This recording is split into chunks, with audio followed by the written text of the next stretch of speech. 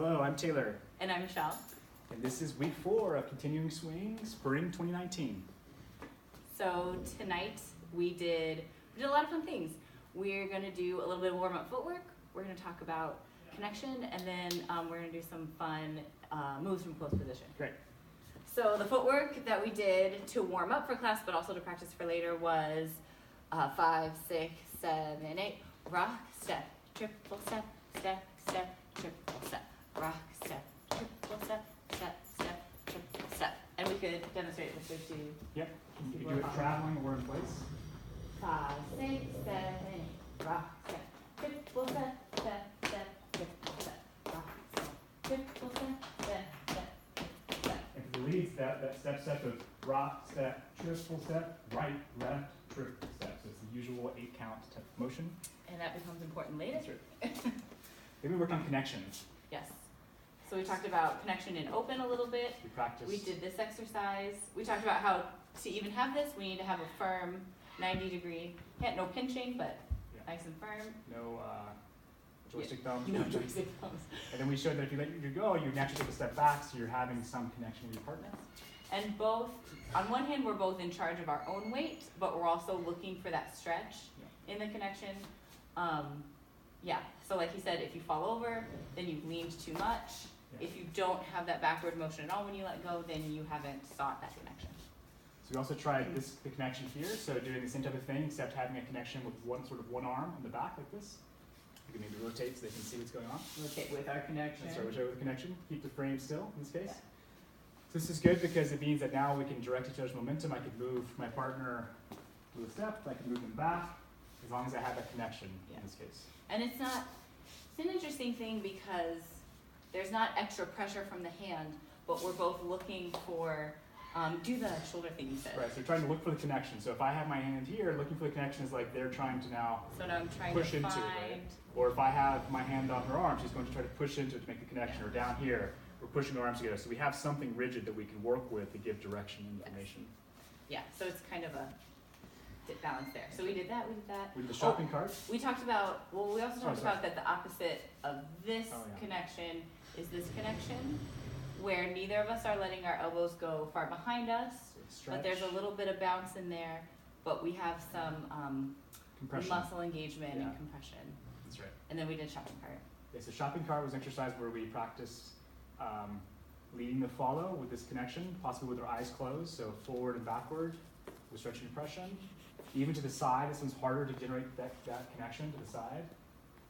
The benefit of closing your eyes is that the only information that I have is our connection.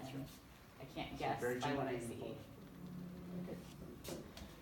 So from there, we worked on the 6 count send out. So we did a regular send out first is what we'll call it. So it's 6 count, 5, 6, 7, rock, step, triple step, rock, step, triple step, triple step. The key things there is that with my right arm, I'm transmitting some forward direction to my follow. As my follow comes in front of me, I'm making sure to follow my follow so that we don't get too far apart. I certainly feel the lead from his right arm moving me forward, but because we're connected here at our other hands, the triple step resolves really naturally. Right, so the follow unwind in principle. 5, 6, 7, rock, step, triple step, rock, step, triple step, triple step. Yeah, so because we have that connection here, I really just respond to the direction that I'm given. I don't have to think a whole lot about where I'm going. So then we showed sort of a counter motion send out with a forward rock step. So we practiced doing rock, step, triple step, triple step. So for the lead, it's going to be left, right, triple step with normal motion, except instead of doing a back rock step, you're doing a front rock step, same 2 feet. And so we'll try to illustrate that. 5, 6, 7, rock, step, triple step, front step, triple step, triple step.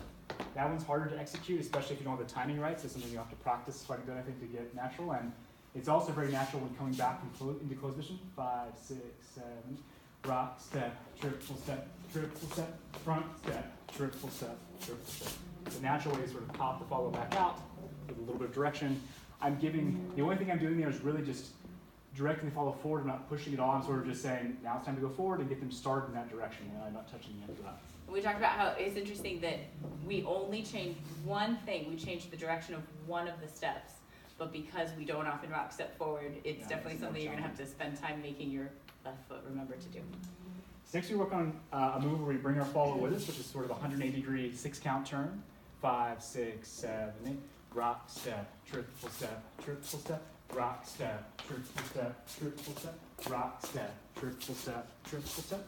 So the motion here, we're doing rock, step, triple step. So I'm coming in front of the follow. You can see our feet, if you can see our feet, are not perfectly aligned. They're a little bit offset. And I've gone past the follow center a little bit because I'm thinking about going to transfer my follow to my side. And we're going to triple step back together along the lines. It's a very linear move. And so we have, let's maybe show it from the side. 5, 6, 7, 8. Rock, step, triple step, rock, step, triple step, triple step. And so the only thing that's happening is that I'm turning my body, and because my frame is quite solid, the fall is coming with me. So I'm not moving the arm at all, it's just keeping that connection there, and it's good practice to sort of get that connection. Yep, mostly I'm following. It's a good reminder to step underneath yourself to make sure the connection's there, but it's a nice one to follow. Yeah.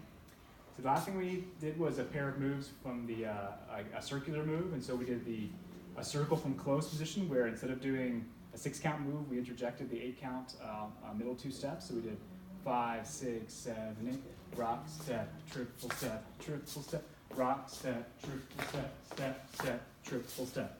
The moves call it a circle, but we mentioned that you don't have to go a full 360 degrees. Wherever you end up after the step, you should pull back into a line with a triple step in this case. And so even if you don't go all the way around, just end your circle naturally along sort of a linear direction. And that is the footwork from what we did in the warm-up. Yes, exactly. So if it's difficult, go back to the warm-up and practice that footwork. That's right. Let's show it one more time to their angle. And the other thing is to make sure you're pulsing on those step part. 5, 6, 7, 8. Rock, step, triple step, rock, step, triple step, triple step, rock, step. So you can see on both those, I didn't make it all the way around 360 degrees, but I terminated the motion with a triple step. Yep. And the last move, which was challenging, was to do a sort of a partial circle with an outside turn. 5, 6, 7, 8. Rock, step, triple step, rock, step, triple step, triple step, rock, step. So this move, you're sort of doing the first part of this Lindy circle, the circle footwork. So 5, 6, 7, 8. Rock, step, triple step.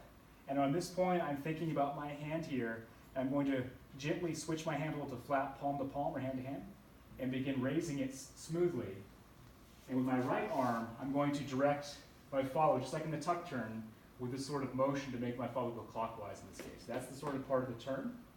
So let's show maybe some different angles so you can see where the turn's happening. 5, 6, 7, 8. Rock, step, triple step, rock, step, triple step, triple step, rock, step, triple step, triple step.